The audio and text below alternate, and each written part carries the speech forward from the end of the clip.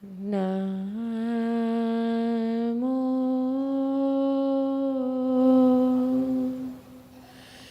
અરિહંતાણં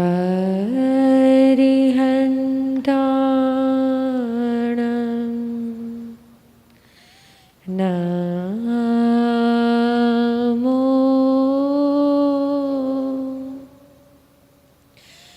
સિદ્ધાણં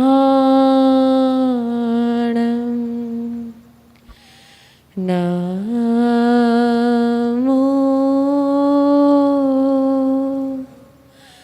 આર્યાણં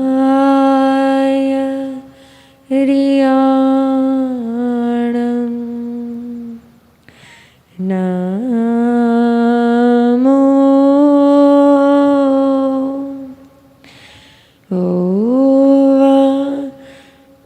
ઝાયાણં નમો લોએ સવસાહુણં એસો પંચનમોકારો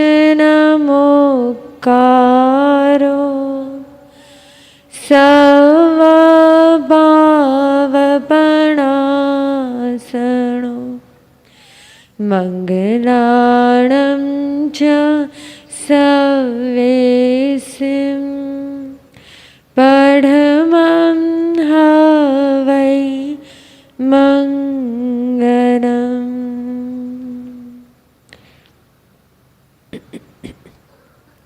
શાસનપતિ શ્રમણ ભગવાન મહાવીર સ્વામીને મારા ભાવપૂર્વક વંદન. અસીમ ઉપકારી રાષ્ટ્ર સંત પરમ ગુરુદેવ શ્રીના ચરણોમાં મારા ભાવપૂર્વક વંદન. સર્વ ઉપકારી ગુરુ ભગવંતો તથા મહાસતીજીને મારા ભાવપૂર્વક વંદન.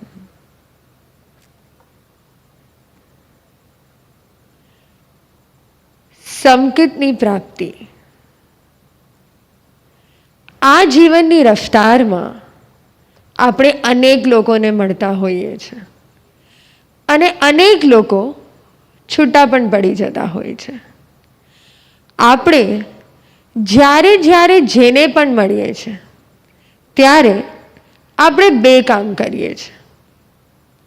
ફર્સ્ટ, કાં તો આપણે એને માણીએ છીએ અથવા આપણે એને માપીએ છીએ.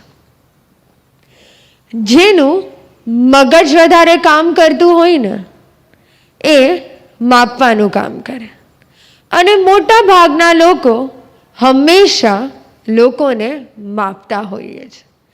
પણ જેનું હૃદય વધારે કામ કરે ને એ લોકોને માણતા હોય છે.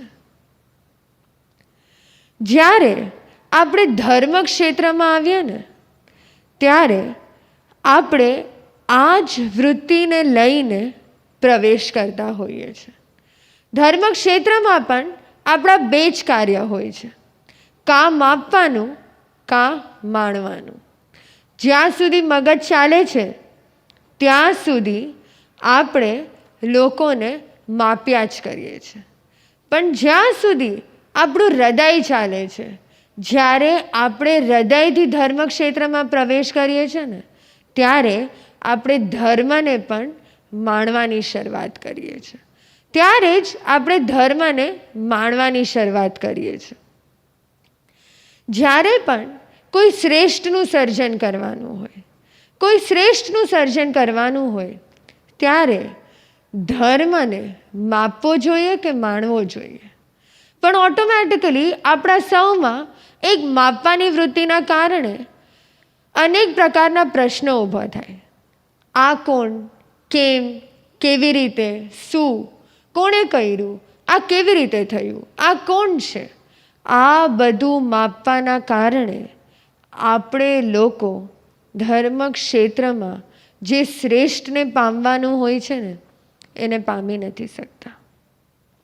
પણ જો એક શ્રેષ્ઠના કારણે આપણે જો ધર્મથી ચૂકી જઈએ છીએ તો ધર્મની પ્રાપ્તિ આમ પણ દુર્લભ હતી એ વધારે દુર્લભ થતી જશે. જે આમ પણ દુર્લભ છે એ વધારે દુર્લભ થતું જશે. જો ભવો ભવ પસાર થઈ ગયા છે, જો ભવો ભવ પસાર થઈ ગયા છે, પણ જ્યારે આપણે કોઈ શ્રેષ્ઠ પાસે આવ્યા છે ને, જ્યારે કોઈ શ્રેષ્ઠના ચરણ અને શરણમાં સાનિધ્યમાં આવ્યા છે ને, તો એનો મતલબ એ જ છે કે આપણા ભવો ઘટવા જોઈએ. તો એનો મતલબ એ જ છે કે આપણા ભવો ઘટવા જોઈએ. જો એક શ્રેષ્ઠના ચરણ અને શરણમાં આવીને પણ આપણા ભવ ઘટતા નથી પણ વધી રહ્યા છે, તો એનો મતલબ આપણે એ ધર્મને સાર્થક નથી કરી રહ્યા. જ્યારે પણ ગૌતમ સ્વામી ભગવાન મહાવીર પાસે આવ્યા ત્યારે એને શું કર્યું? જ્યારે ગૌતમ સ્વામી ભગવાન મહાવીર પાસે આવ્યા ત્યારે એમને શું કર્યું? એને ધર્મને માપ્યો કે ધર્મને માણ્યો? આપણને બધાને ખબર છે અને ગુરુદેવે અનેકો વાર કહી દીધું છે કે આટલા પ્રકાંડ પંડિત જે 500 શિષ્યના પણ ગુરુ હતા, એને શું કર્યું? એને શું કર્યું? એને ખાલી ને ખાલી ભગવાનના ચરણ અને શરણમાં આવીને એક જ વાક્યનું ઉચ્ચારણ કર્યું: ભગવાન, તમે જે કહો છો એ જ સત્ય છે, તમે જે કહો છો એ જ સત્ય છે ને આમ જ છે. તો આપણે આજથી શું કરવાનું છે? આપણે આજથી શું કરવાનું છે? ભગવાન એ સદગુરુના શરણમાં આવ્યા પછી જો ભવ ઘટતા હોય તો ચરણ અને શરણ સાર્થક છે અને તો જ એ આપણું સદભાગ્ય છે.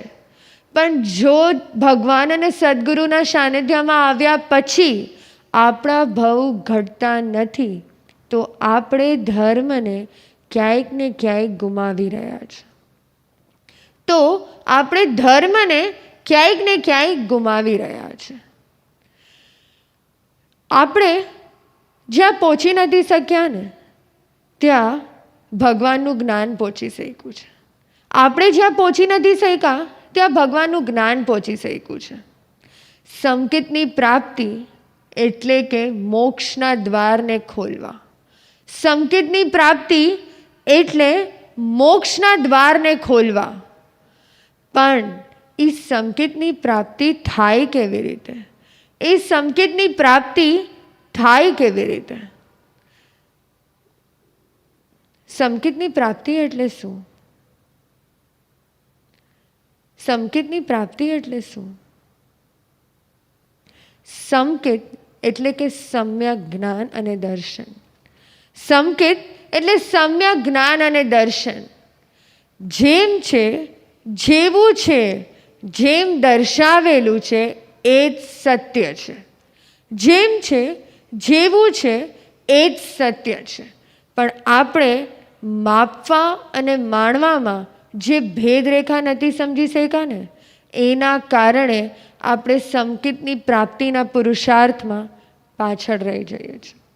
અને જો સંકેતની પ્રાપ્તિ નથી થતી ને તો જીવ આ પૂતગલ પરાવર્તન કાળમાં ભટક્યા જ કરીએ છીએ.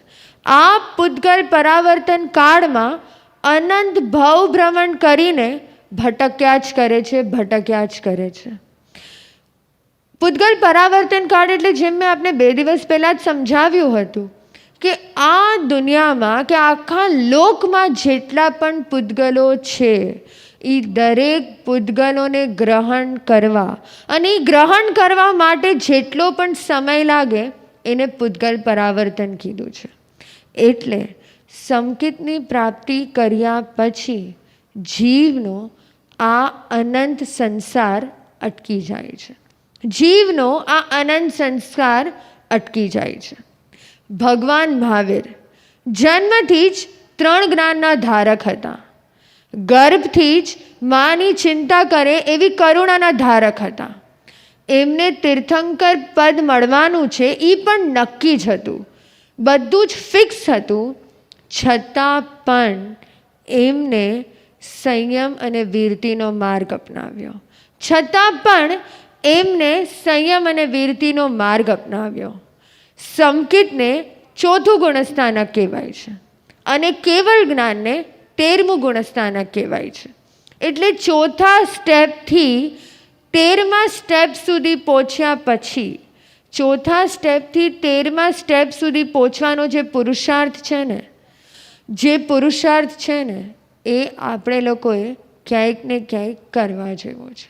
અને એના જ કારણે આ ભવ ભ્રમણથી, આ અર્ધ પૂતગલ પરાવર્તન કાળના ચક્રથી આપણે અટકી શકીએ એમ છે.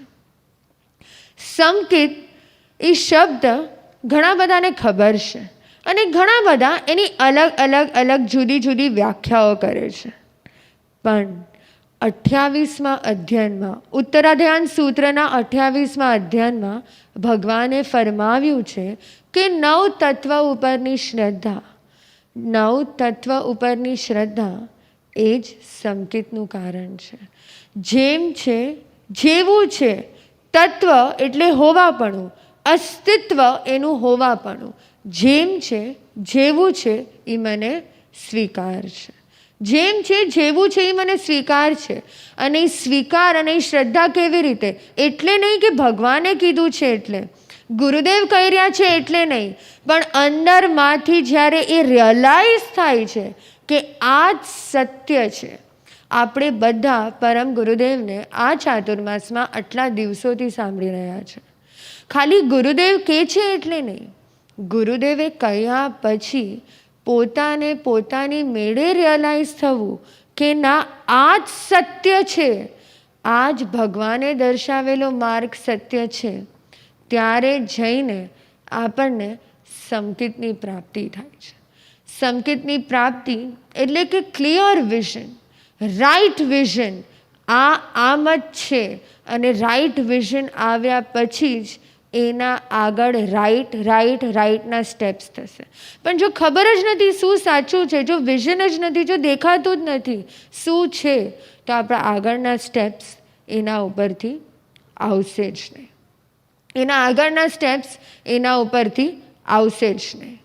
અને એટલે જ સંકિતની પ્રાપ્તિ એટલે સમ્યક દર્શનની પ્રાપ્તિ માટે એક મેજર સતનિમિત્ત જો ભગવાને દર્શાવ્યું હોય ને, તો એ છે રુચિ. 10 પ્રકારની રુચિ. સમ્યક દર્શનને પ્રાપ્ત કરવા માટે ભગવાને જો કંઈ કહ્યું હોય ને, તો એ ઉત્તરાધ્યાન સૂત્રના એ જ 28મા અધ્યયનમાં આવે છે રુચિ. રુચિ એટલે શું? કોઈને ખબર છે રુચિ એટલે શું? શું હોય રુચિ? રુચિ એટલે આપણું કોઈક વસ્તુ પ્રત્યેનું ગમવાપણું, આપણો એક ઇનર ફોર્સ, આપણને એ વસ્તુ પ્રત્યેની લાઇકિંગ એટલે કે રુચિ. જેમ આપણી લાઇકિંગ એ દિશા તરફ વધતી જાય એટલે ઓટોમેટિકલી આપણો ઇન્ટરેસ્ટ એ દિશા તરફ વધતો જાય. જેમ આપણી લાઇકિંગ વધતી જાય ઓટોમેટિકલી આપણો પુરુષાર્થ એ દિશા તરફ વધતો જાય. આપણે સૌ ધર્મક્ષેત્રમાં આવ્યા, પણ ઘણા બધાને પ્રવચન સાંભળવું ગમે, ઘણા બધાને ભક્તિ સાંભળવી ગમે, ઘણા બધાને તત્વનું ભણવું અને તત્વનો અભ્યાસ કરવો બહુ ગમે, ઘણા બધાને ક્વિઝિસથી કે એ ભણ્યા પછીના ક્વેશ્ચન પેપરને આન્સર કરવાથી જ્ઞાન પ્રાપ્તિની રુચિ થાય. આવી અલગ પ્રકારની રુચિથી ધર્મને આપણી અંદરમાં ઉતારવો, કન્ટિન્યુઅસલી એક દિશા તરફ આપણને જ્યારે પ્રેરણા મળતી રહે છે ત્યારે શું થાય છે? આપણી રુચિ ડેવલપ થાય છે. રુચિ એટલે આપણું લાઇકિંગ એ દિશા તરફ ડેવલપ થાય છે. શું રુચિ આપણા પાસ્ટ ભાવના સંસ્કાર હોય? હા, પણ અમુક અંશે. જો એ પાસ્ટ ભાવના સંસ્કારને આ વખતના સતનિમિત્ત સાથે જોડી દેવામાં આવે અને વારંવાર એ દિશા તરફ પ્રેરણા આપવામાં આવે તો ઓટોમેટિકલી આપણી લાઇકિંગ એ સબ્જેક્ટ તરફ વધતી જાય. એ લાઇકિંગ વધતી જાય એટલે આપણો ઇન્ટરેસ્ટ વધતો જાય, ઇન્ટરેસ્ટ વધતો જાય એટલે આપણો એ દિશા તરફનો પુરુષાર્થ બહુ ઇઝી થઈ જાય, એ દિશા તરફનો પુરુષાર્થ બહુ ઇઝી થઈ જાય. એક્ઝામ્પલ કે તમે લોકોએ 1 કિલો રાઈસ, 1 kg રાઈસ અને 100 grams ઓફ બદામ, 1 કિલો રાઈસ અને 100 ગ્રામ બદામ ખાઓ, અથવા એક નાનકડી 10 ગ્રામની કોઈ પિલ્સ લ્યો, તો શું ફરક પડે? શું ફરક પડે? કોઈ 1 કિલો રાઈસ વાપરે, કોઈ 100 ગ્રામ બદામ વાપરે અને કોઈ 10 ગ્રામ્સની નાનકડી પિલ્સ વાપરે, તો શું થાય? શું ફરક પડે? 1 કિલો રાઈસનું અલગ રિઝલ્ટ આવશે, એ 100 ગ્રામ્સ ઓફ બદામનું અલગ રિઝલ્ટ આવશે અને એ 10 ગ્રામ્સની પિલનું અલગ રિઝલ્ટ આવશે. પણ કોઈ પ્રિફર કરશે કે મને મેડિસિન નથી લેવી, એના બદલે હું આ રાઈસ વાપરી લઉં છું. કોઈ પ્રિફર કરશે કે મને રાઈસ નથી વાપરવા, એના બદલે હું બદામ વાપરી લઉં છું. પણ છેલ્લે એનું રિઝલ્ટ, જે રિઝલ્ટ આવવાનું છે એ એક જ દિશા તરફ છે અને એ છે ટુવર્ડ્સ એન્ડ ટુવર્ડ્સ સમ્યક દર્શન. આપણો આ ભાવનો એક જ લક્ષ્ય હોવો જોઈએ. શું? સમ્યક દર્શનની પ્રાપ્તિ. જ્યાં સુધી આપણો એ તરફનો પુરુષાર્થ નથી વધતો ને, ત્યાં સુધી આપણે કેટલી પણ ક્રિયાઓ કરીએ છીએ પણ એ આપણને રિઝલ્ટ સુધી નહીં પહોંચાડે. એક વખત જો આપણને સંકેતની પ્રાપ્તિ થઈ જાય છે, એક વખત આપણને એ શ્રદ્ધા થઈ જાય છે, પછી આપણું હર એક પગલું રાઈટ રાઈટ રાઈટ તરફ જ જશે. પણ જ્યાં સુધી આપણને સંકેતની પ્રાપ્તિ જ નથી થતી, આપણે જ્યાં સુધી રોંગ આઈડેન્ટિટીમાં જીવી રહ્યા છે, ત્યાં સુધી બધું રોંગ રોંગ રોંગ તરફ જ જશે. 10 પ્રકારની રુચિ જે ભગવાને દર્શાવેલી છે, એમાંથી જેમ મેં કીધું, રુચિ એ ઇનર ફોર્સ હોય છે. અંદરમાંથી વારંવાર જે કરવાની પ્રેરણા માટેનો ઇનર વોઇસ કહેવાય છે. ઘણાને રમવાનું ગમે તો ઘણાને વાંચવું ગમે, ઘણાને વાતો કરવાનું ગમે, કોઈને માનવતા ગમે પણ કોઈને જીવદયા ગમે. આ બધું જ કેમ થાય? કેમ કે જેવો આપણો ઇનર ફોર્સ છે એ જ દિશામાં આપણા હાથ, પગ, હૈયું, વિચારો, મન બધું જ ગતિ કરવાના છે. એટલે જે દિશાનો ફોર્સ હોય છે એ જ દિશાની આપણી ગતિ હોય છે. જે દિશાનો પવન હોય એ જ દિશામાં ધ્વજા ફરકતી હોય. રાઈટ? ક્યારે તમે જોયું છે કે ધ્વજા ઉલટી દિશામાં ફરકતી હોય? જે દિશાનો પવન હોય એ જ દિશામાં ધ્વજા ફરકતી હોય છે. એટલે આ 10 પ્રકારની રુચિમાં સૌથી ફર્સ્ટ રુચિ જો ભગવાને દર્શાવી હોય તો એ છે નિસર્ગ રુચિ. નિસર્ગ રુચિ એટલે શું? નિસર્ગ રુચિ એટલે સ્વાભાવિકપણે આપણને એ ક્રિયા પ્રત્યે કે એ ધર્મના સબ્જેક્ટ પ્રત્યે અહોભાવ પ્રગટે. એની માટે આપણો કોઈ પુરુષાર્થ ન હોય. જેમ કે મને પ્રવચન હું સાંભળી રહી છું અને એ સાંભળતા સાંભળતા જ ઓટોમેટિકલી મને ધર્મ પ્રત્યે રુચિ જન્મવા લાગે. મારે કોઈ પુરુષાર્થ ન કરવો પડે, કાંઈ ન કરવું પડે, પણ સ્વાભાવિક રૂપે ઓટોમેટિકલી મારો એ દિશા તરફનો પુરુષાર્થ આગળ વધતો જાય. સેકન્ડ છે સૂત્ર રુચિ. સૂત્ર કોને કહેવાય? સૂત્ર કોને કહેવાય? જ્યારે પણ તમને ધર્મની એક લાઈન કહેવામાં આવે, એક વાક્ય કહેવામાં આવે, તો એ સૂત્ર હોય કે ન હોય? સૂત્ર અને મંત્ર અને વાક્યમાં શું ફરક થાય? શું ફરક હોય? સામાન્ય વ્યક્તિ બોલે ને ત્યારે શબ્દો બહાર નીકળે. સામાન્ય વ્યક્તિ બોલે ને ત્યારે શબ્દો બહાર નીકળે, પણ મહાપુરુષો બોલે ને ત્યારે સૂત્ર બહાર નીકળે. શબ્દો અને સૂત્રમાં ફરક શું હોય?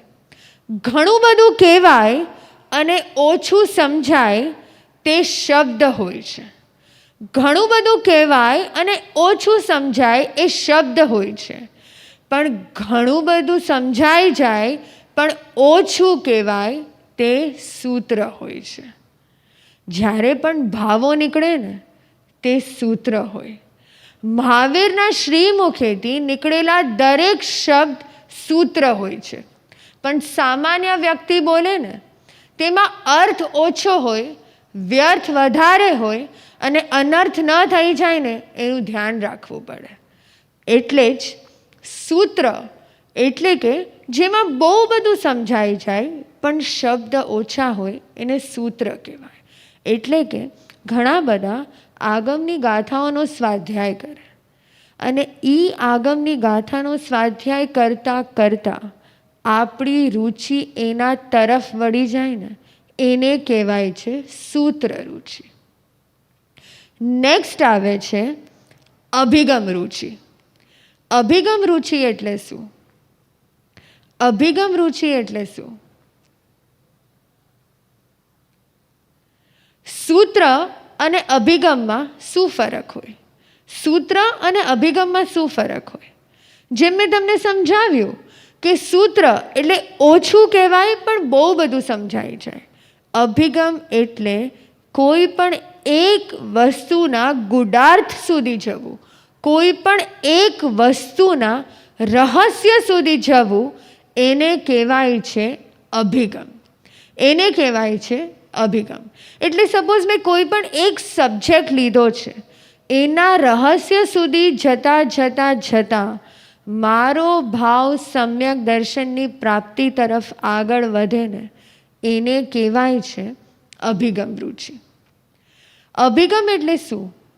ઊંડાણ સુધી જવું, જાણવાની જિજ્ઞાસા, ક્યાં, કેમ, કેવી રીતે, શું, એકદમ એના રિસર્ચ સુધી જવું એને કહેવાય છે અભિગમ રુચિ. પણ અભિગમ અને સૂત્રમાં એક હેરલાઇન ડિફરન્સ તો છે જ. નેક્સ્ટ આવે છે આજ્ઞા રુચિ. આજ્ઞા રુચિ એટલે શું? સપોઝ આપણે બહુ બધી વાર અનેક વસ્તુનો પુરુષાર્થ કરી લઈએ પણ આપણા ભાવોમાં, આપણી પ્રવૃત્તિમાં, આપણી વૃત્તિમાં એ ચેન્જ ન આવે. મેં બહુ બધા પ્રવચન સાંભળી લીધા, બહુ બધું કરી લીધું પણ મારી લાઈફમાં કોઈ ચેન્જ નથી અનુભવાતો. એટલે ત્યારે આપણે વિનંતી કરવાની હોય છે ગુરુને કે મેં મારા તરફથી બહુ પુરુષાર્થ કરી લીધો છે પણ હવે આપ આજ્ઞા આપીને મારી વૃત્તિઓને સંક્ષિપ્ત કરો, મારી વૃત્તિઓને સંક્ષિપ્ત કરો. આવું કેમ થાય? બિકોઝ ઘણીવાર આપણી રુચિ જ આજ્ઞા તરફની હોય પણ આપણને રિયલાઇઝ ન થાય. અને જ્યારે ગુરુના શ્રી મુખેથી એક વાક્ય નીકળે કે હવે આમ નહીં, આજથી આમ કરવાનું છે, તો ઓટોમેટિકલી આપણે આપણી લાઈફમાં એ ડિફરન્સ અનુભવવાનું શરૂ કરી દઈએ. ઓટોમેટિકલી આપણી લાઈફમાં એ ડિફરન્સ અનુભવવાનું શરૂ કરી દઈએ. એકચ્યુઅલી થતું શું હોય આજ્ઞા રુચિમાં? આજ્ઞા શું કરે? આજ્ઞા રાઈટ ટાઈમ પર, રાઈટ પ્લેસ પર આપણા અંદરમાં એ બેલ જગાડે. કે સપોઝ હું કોઈ કાર્ય કરી રહી છું અને મને ખબર છે કે રોંગ દિશા તરફ જઈ રહ્યું છે. ક્યારેક મને એનું રિયલાઇઝેશન પણ નથી કે આ રાઈટ છે કે રોંગ છે. પણ જો તમારી આજ્ઞા પ્રત્યેની રુચિ હશે ને, જો તમારી આજ્ઞા પ્રત્યેની રુચિ હશે ને તો ગુરુની આજ્ઞા તમને રાઈટ પ્લેસ પર એક અંદરમાં બેલ વગાડશે. રાઈટ પ્લેસ પર ક્લિક કરાવડાવશે કે આમ નહીં, આમ હોવું જોઈએ. હમણાં સ્ટોપ થઈ જા અને આ દિશામાં હવે આગળ વધ. આવા અનેક એક્ઝામ્પલ્સ ગુરુ અને શિષ્યની લાઈફના આપણા આગમમાં પણ આવ્યા છે. નેક્સ્ટ આવે છે સંક્ષિપ્ત રુચિ. સંક્ષિપ્ત રુચિ એટલે શું? થોડુંક કહેવામાં આવે અને સામેવાળા બધું સમજી જાય. થોડુંક જ એક લાઈનમાં કહેવામાં આવે અને સામેવાળાને બધું ખબર પડી જાય. એને કહેવાય છે સંક્ષિપ્ત રુચિ. ક્યારેક કોઈકને પૂછવામાં આવે કે ધર્મ એટલે શું, ધર્મ એટલે શું, અને એનો જવાબ આપવામાં આવે ધર્મ એટલે મારા અવગુણોને અટકાવવાની પ્રોસેસ. આ એક લાઈનનો આન્સર અને સામેવાળી વ્યક્તિ બધું જ સમજી જાય. અને સામેવાળી વ્યક્તિને વધારે લાંબુ સાંભળવું પણ ના ગમે. એને કહેવાય છે સંક્ષિપ્ત રુચિ. નેક્સ્ટ આવે છે વિસ્તાર રુચિ. વિસ્તાર રુચિ એટલે શું? મેં તમને પૂછ્યું ધર્મ એટલે શું, અને એક લાઈનમાં આન્સર આવી ગયો ધર્મ એ મારા અવગુણોને અટકાવવાની પ્રોસેસ. પણ જો કોઈકને પૂછવામાં આવે કે ધર્મ એટલે શું, તો સામેવાળી વ્યક્તિ એકદમ લાંબો જવાબ આપે કે ધર્મ એટલે કે મારા અવગુણોને અટકાવવાની પ્રોસેસ. ધર્મ એટલે કે મારા આત્મા અને ધ્યેયને ભિન્ન અને ભેદ જ્ઞાન તરફ લઈ જવાની પ્રોસેસ. લાસ્ટ આપણે જે શીખી રહ્યા હતા એ છે વિસ્તાર રુચિ. અને એ વિસ્તાર રુચિ એમ હતી કે જ્યારે કોઈને પૂછવામાં આવે કે ધર્મ એટલે શું, કે કોઈ પણ વસ્તુનું કાંઈ પણ પૂછવામાં આવે તો એને વિસ્તારપૂર્વક સમજણ આપવી. એને એકદમ ઓપન કરીને, એટલે હર એક વસ્તુને નાનામાં નાની રીતે ડિટેલમાં એક્સપ્લેન કરીને સમજાવવામાં આવે. એ હોય છે વિસ્તાર રુચિ. આપણે આજે સંકેત એટલે કે સમ્યક દર્શન અને સમ્યક દર્શનની પ્રાપ્તિ માટે 10 રુચિ એક બહુ ઇમ્પોર્ટન્ટ નિમિત્ત પ્લે કરે છે એ જાણ્યું. પણ નેક્સ્ટ ક્વેશ્ચન જે બહુ ઓટોમેટિકલી આપણા સૌમાં આવવો જોઈએ એ છે કે મારી રુચિ કઈ તરફ છે, મારામાં કઈ રુચિ છે, એ હું કેવી રીતે જાણી શકું? મને કેવી રીતે ખબર પડે કે મારામાં આ પ્રકારનો ઇનર ફોર્સ છે જેથી મારી ગતિ એ તરફ આગળ વધે? એ આપણે કેવી રીતે જાણી શકીએ? જ્યાં સુધી આપણને એ ઇનર ફોર્સ નથી ખબર પડતી ને ત્યાં સુધી આપણો પુરુષાર્થ એ ગતિ તરફ આગળ નથી વધતો. અને એ ઇનર ફોર્સ જાણવામાં